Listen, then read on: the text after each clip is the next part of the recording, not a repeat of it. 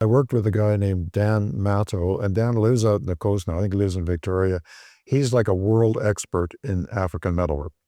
So this started off, I was buying one piece at a time, and I was buying because I like the look of it. I thought this is a cool thing. So I started buying it. And then I realized I was starting to buy counterfeit stuff. So I met Dan, and he helped me try and not buy counterfeit stuff anymore. And then we started thinking, this stuff is all being sold because it was the time when the AIDS epidemic was really coming into full force. And people were having to sell things that were really important, religious, ceremonial, or familial.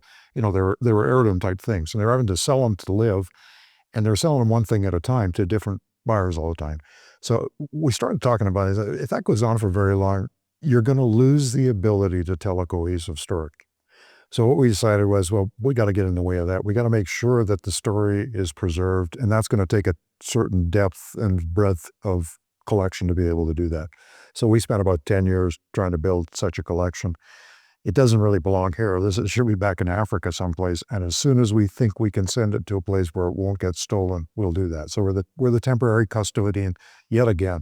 We're the guys that, we don't want this knowledge and information and beauty and symbolism to be lost. So we're trying to preserve that.